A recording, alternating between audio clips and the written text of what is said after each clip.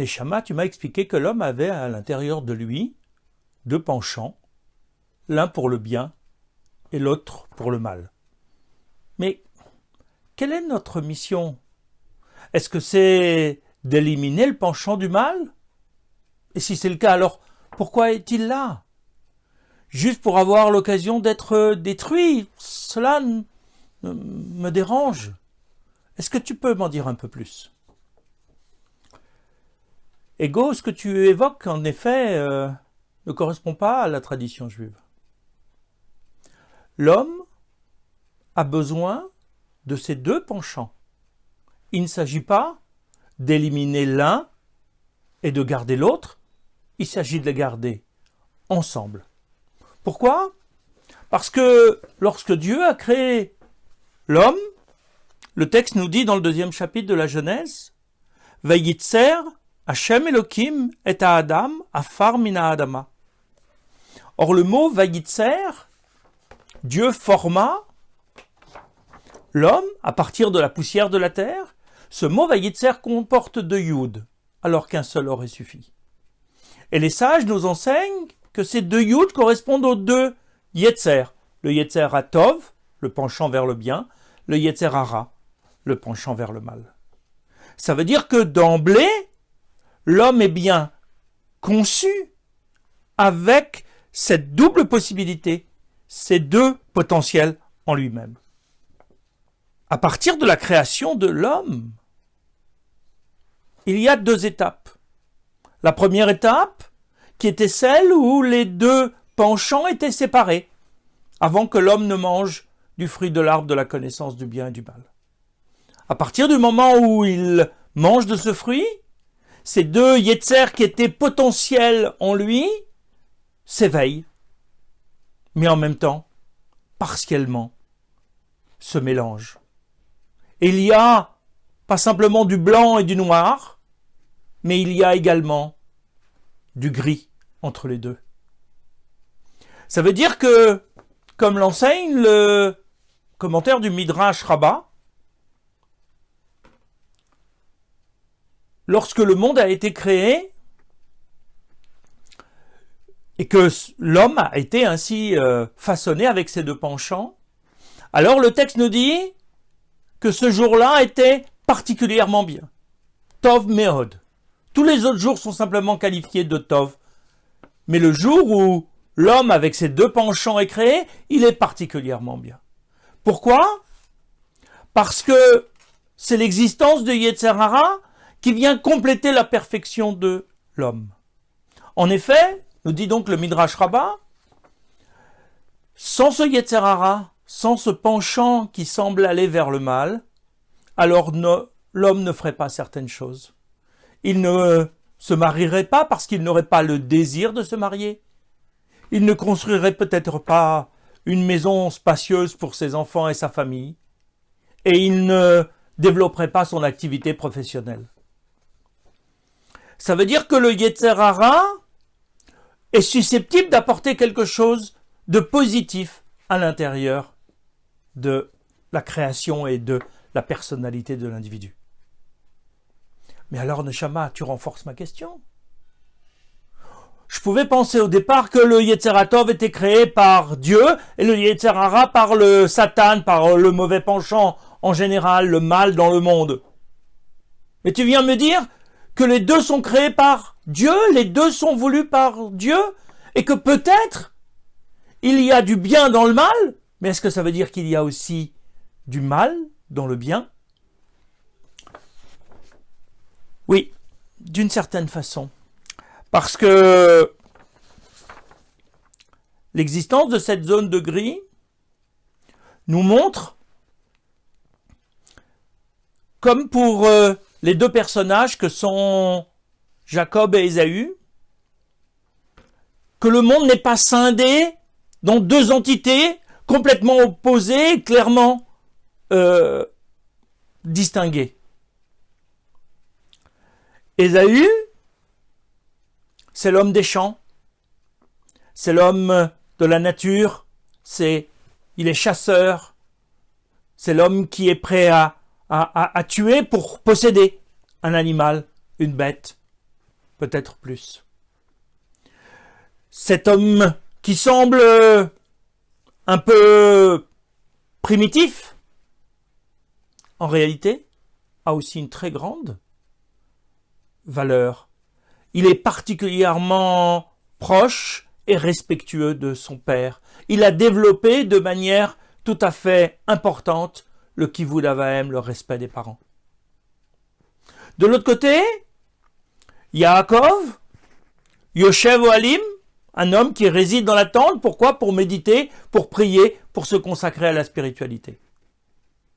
Mais ce bon côté de Yaakov, tourné vers la spiritualité, peut être dangereux parce qu'il peut l'entraîner vers l'isolement, le fait d'être coupé de la société, le fait d'être coupé des relations sociales et de l'occasion de mettre en pratique les mitzvot de la Torah.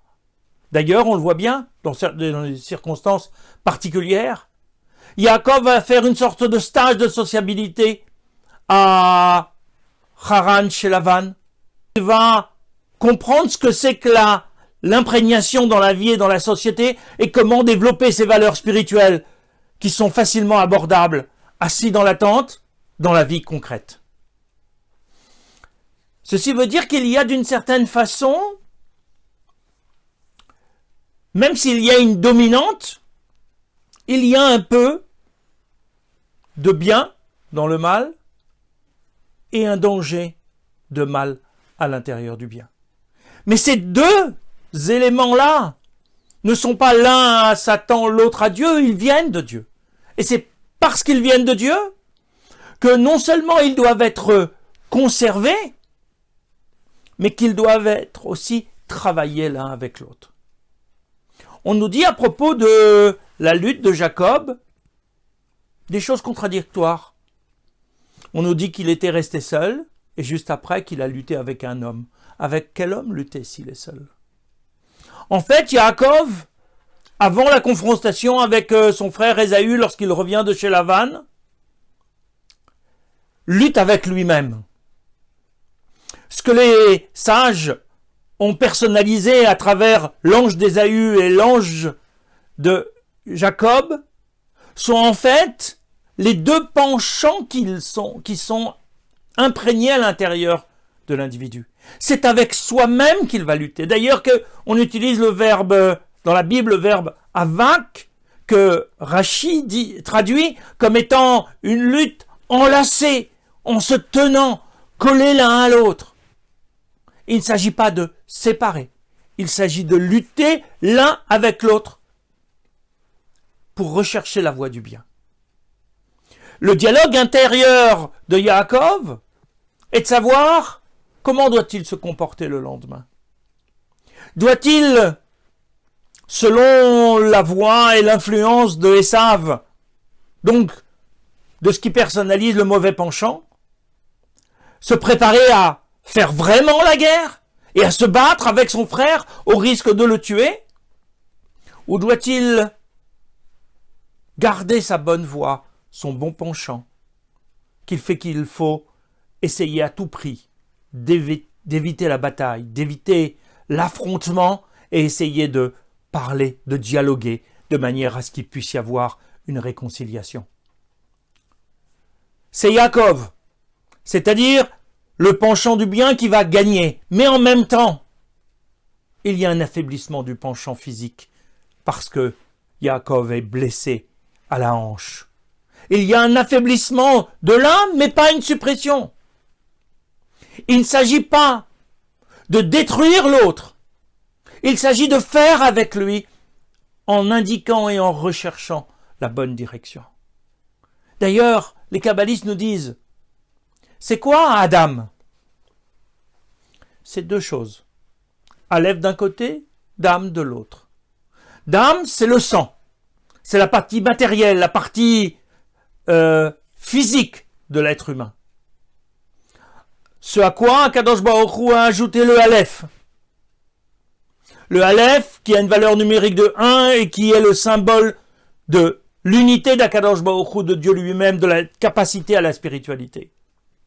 Le Adam, c'est le Dam avec le Aleph. Ce n'est pas l'un sans l'autre. On n'est pas homme lorsque il manque l'un des deux. Lorsqu'il manque au corps la spiritualité, on n'est pas pleinement homme. Dieu nous demande de travailler avec les deux, de manière à entraîner le corps dans la consécration, dans le service d'Akadosh Baruch Hu. L'âme ne peut le faire, ne peut être l'homme à elle toute seule. Elle ne peut pas agir, elle ne peut pas réaliser de mitzvot. Elle peut le vouloir, mais elle ne le fera pas. Les mitzvot sont des actes matériels qui ont une consécration spirituelle. Parce que nous sommes définitivement hommes, corps et âme. Ensemble, emmêlés, enchevêtrés l'un à l'autre. Toute la question de l'homme et de son avenir va être tout d'abord de savoir comment il va faire pour résister aux tentations du monde matériel.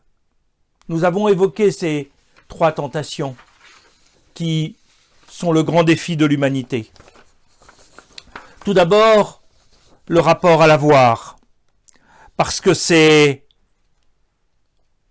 à travers l'idolâtrie que la tentation va se réaliser et que lorsque la matière a trop de place, il n'y en a plus pour la spiritualité. Ensuite, c'est le rapport au plaisir, à l'être. Comment être? Comment développer l'être? Est-ce que l'être doit être tourné vers la spiritualité ou vers les plaisirs matériels à travers les mœurs perverties? Enfin, c'est la question du pouvoir. Pouvoir de l'homme qui peut aller jusqu'au meurtre, qui peut rendre les autres esclaves. C'est la confrontation à ces 3 tentations qui sont les tentations de la matérialité qu'il va falloir relever des défis et essayer de construire un homme.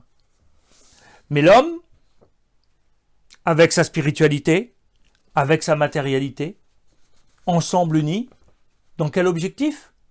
Celui du développement, ou du dévoilement plutôt, de la gloire d'Akadosh Baruch Hu.